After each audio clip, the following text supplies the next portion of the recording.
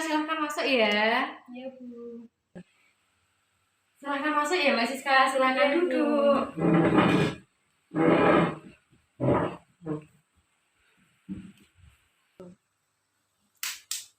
Ini Mbak Siska minumannya ya. Iya, Bu. Kalau Mbak Siska haus boleh diminum. Iya, Bu. Gak usah sungkan-sungkan ya sama Ibu. Iya. Mbak Siska sudah tahu kalau dipanggil Ibu ini kenapa? Belum tahu. Oke, belum tahu ya. Sebelumnya Ibu itu ya berterima kasih sama Mbak Siska karena Mbak Siska sudah mau datang ke sini menemui Ibu ya. Di sini Ibu akan melakukan konseling sama Mbak Siska. Mbak Siska sudah tahu konseling itu apa? Konseling sih pernah, Bu. Tapi sebenarnya juga belum tahu sih. Belum tahu yang sebenarnya ya? Iya. Oke. Konseling itu apa ya? Saya sendiri selaku guru BK akan membantu Mbak Siska untuk mengentaskan masalahnya gitu. Nah di sini kita santai aja karena Ibu sendiri nggak sibuk. Kalau Mbak Siska sendiri habis ini Nanti ini kan jam istirahat ya, Bu. Iya. Nanti setelah ini ada jamnya Pak Danang. Pak Danang, oke. Kita buat waktu 30 menit atau sampai 45 menit bisa ya. Iya, bisa. Setelah itu nanti Mbak Siska bisa balik ke kelas ya. Oke. Nah, di sini Mbak Siska belum tahu ya permasalahannya apa kan kok Mbak Siska sampai Ibu panggil gitu. Iya, belum. Oke, belum ya. Nah, jadi itu apa ya? Wali kelas dari Mbak Siska, Pak siapa ya? Pak Ari. Nah, itu apa ya? Cerita sama Ibu. Ini loh Bu, Mbak Siska kok sekarang kok berubah, nggak kayak kelas 1. Terus guru-guru mata pelajaran yang lain seperti matematika, bahasa Inggris, terus apa ya pelajaran kejuruannya Mbak Siska itu juga ngeluh sama Ibu gitu. Nah di sini Mbak Siska apa ya silakan bercerita dengan santai sama Ibu, nggak usah ada yang ditutup-tutupi karena di sini Ibu itu memegang asas kerahasiaan ya.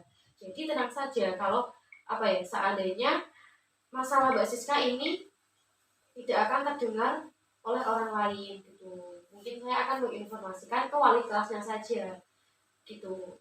Boleh kalau ke wali kelasnya kan, kalau wali kelas itu kan bisa apa ya mengkoordinir Mbak Siska lebih gitu, mengawasi Mbak Siska lebih gitu ya. Oke.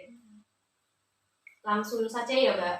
Yang pertama, saya ingin mengetahui alasan Mbak Siska kenapa akhir-akhir ini kok mulai apa ya telat masuk kelas, terus sama sering tidur di kelas gitu. Kenapa? Ini loh Bu, sebenarnya saya kan sekarang Ibu juga sudah tahu sendiri ya kalau saya itu mondok. Iya, saya tahu kalau Mbak Siska itu awalnya kan kelas 1 nggak mondok ya Mbak ya? Belum. Baru kelas 2 ini ya, saya itu dikasih tahu sama Ari, wali kelasnya itu Mbak Siska gitu. Iya, jadi gini Bu, kelas 1 dulu kan saya di rumah. Nah, waktu kelas 1 juga wali kelas nggak ada komplain tuh sama saya, jadi saya di sekolah kan baik-baik saja. Iya. Tapi ketika di rumah itu saya tuh sering disuruh orang tua tuh loh Bu, jadi nggak ada main sendiri, maksudnya nggak ada me time, nggak ada. Ya ketika saya baru selesai disuruh, sebentar lagi disuruh beli apa gitu. Jadi kan saya kan jadi gimana ya, males gitu loh. Kenapa disuruh terus gitu. Nah saya minta mondok gitu kelas 2, terus kelas 2 saya dimasukkan ke pondok pesantren. Yang Mbak Siska inginkan ya. Iya, kemudian di situ selama 1 bulan ya, namanya santri baru kan ya masih sergap ya rajin. Terus lama-lama saya itu udah bisa bergaul sama teman-teman, udah bisa sosialisasi sampai larut malam itu saya ini masih begadang gitu loh. Kalau kata anak muda itu jagongan. Iya. Jagongan. Terus Mbak Siska kalau jagongan itu sampai jam berapa? Tidur sebentar sih, biasanya jam 1 sampai jam 2 tidur, habis itu sholat tahajud, habis sholat tahajud terus berangkat sekolah. Jadi di sekolah itu kan hawanya diajar guru itu jadi ngantuk. Oke. Kayak didongeng. Kayak didongengi jadinya Mbak Siska tidur ya. Di kelas, sering tidur di kelas. Padahal dulu itu apa ya? Ibu ngerti cerita Mbak Siska, wali kelasnya Mbak Siska itu kelas 1 Mbak Siska itu sangat aktif gitu di kelas, kayak selalu jawab pertanyaan dari guru matematika misalnya, terus apa sama fisika. Katanya Pak Ari itu saya suka sekali sama pelajaran hitung-hitungan gitu. Nah, tapi kok akhir-akhir ini Mbak Siska mulai kendor, mulai tidur di kelas, padahal Mbak Siska itu tempat duduknya di depan loh ya. Tapi kok sampai ketiduran gitu. Nah, iya Bu, pernah Bu saya dijewer. ya, oke. Ya, saya pernah ada di posisi Mbak Siska ya, yang di rumah itu bosan disuruh-suruh sama orang tua gitu. Tapi setelah ibu ketahui ternyata itu orang tua itu pekerjaannya banyak, jadi gimana pun kita jadi anak itu harus kayak legowo gitu loh, sabar ngadepin orang tua ya. Karena apa, kita itu udah tinggal sama mereka, udah dididik sama mereka, udah dirawat dari kecil, terus kayak kita harus lebih menerapkan legowo gitu. Nah, di sini yang ibu simpulkan dari masalahnya Mbak Siska adalah Mbak Siska sering telat masuk sekolah, sering tidur di kelas karena sering begadang dengan teman-temannya, dan sampai kadang telat masuk sekolah ya karena alasan begadang itu. Terus di rumah sampai juga nggak mau ngebantu, kayak bosan ngebantu orang tua gitu loh. Padahal kalau masuk kelas itu terlambatnya bukan karena begadang sih, karena antri gitu loh mandinya. Oh iya, soalnya aku nggak pernah ngondok ya, jadi mungkin Mbak Siska yang lebih paham kalau di pondok itu bagaimana sih kondisinya gitu. Kalau gitu ibu ini tidak menyarankan atau menentukan keputusan Mbak Siska ke depannya gimana untuk perubahan Mbak Siska, tapi ibu di sini berharap Mbak Siska itu bisa berubah gitu loh. Gimana sih kita sebagai siswa dan sebagai santri bisa membagi waktu, kayak contohnya hal yang tidak masuk yang tidak baik dilakukan di sini apa? Begadang. Iya, begadang salah satunya kan begadang. Terus Mbak Siska juga tidurnya kurang, sampai tidur di kelas gitu dong, tidur kurang. Berarti di sini Mbak Siska harus melakukan perubahan. Apakah Mbak Siska mau dibantu sama ibu biar Mbak Siska itu nggak keterusan seperti ini di kelas, tidur di kelas, jadinya kan efeknya ke akademiknya Mbak Siska sendiri, terus potensinya Mbak Siska sendiri gitu. Gimana, mau dibantu ibu? Mau sih Bu, soalnya kan ya mau gimana lagi, menurut saya juga nggak pandai-pandai amat ya Bu. Tapi kalau dari segi pandangan yang buruk itu, terus saya berubahnya signifikan, berubahnya ke buruk terus gimana?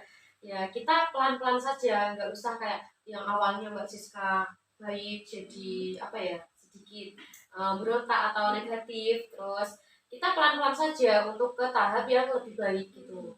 Jadinya Mbak Siska di sini santai aja ya.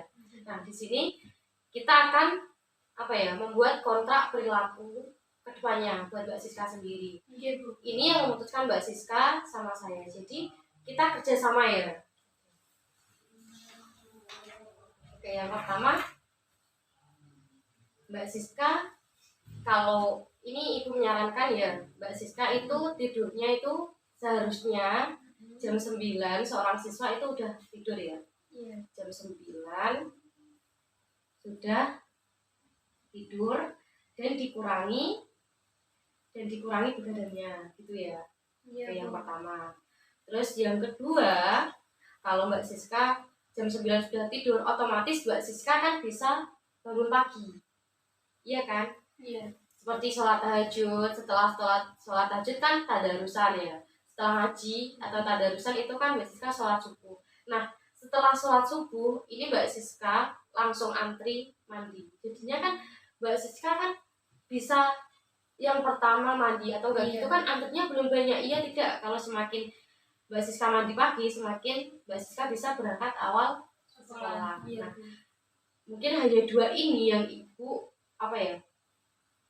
yang harus dilakukan sama Mbak Siska berapa minggu ya? Ya sampai seberubahnya Mbak Siska ke yang lebih baik gitu. Mbak Siska menyetujui hal ini? Setuju. Oke. Nah, kita akan melakukan pertemuan lagi minggu depan dengan hari yang sama. Sekarang kan hari Kamis, berarti minggu depan hari Kamis ya, ibu akan selalu setiap hari menanyakan ke Mbak Siska, ke kelasnya Mbak Siska, ya menemui Mbak Siska. Nah, setelah hari Kamis kita akan melakukan konseling lagi. Oke. Oke, Bu. Oke. Di sini Mbak Siska gimana perasaannya, sudah agak lega sih, Bu. legowo gitu ya? Iya. Nggak apa-apa ya. Oke. Nah, terima kasih ya Mbak Siska, berhubung ini waktunya sudah 30 sampai 40 menitan kayak ini ya. Silahkan Mbak Siska kembali ke kelas. Terima kasih. Semoga apa yang sudah Mbak Siska putuskan dengan Ibu, Mbak Siska jalani dengan baik ya. Iya, Bu. Terima kasih ya Mbak Siska. Airnya di bawah ya. Iya, Bu. Makasih ya, Bu. Waalaikumsalam.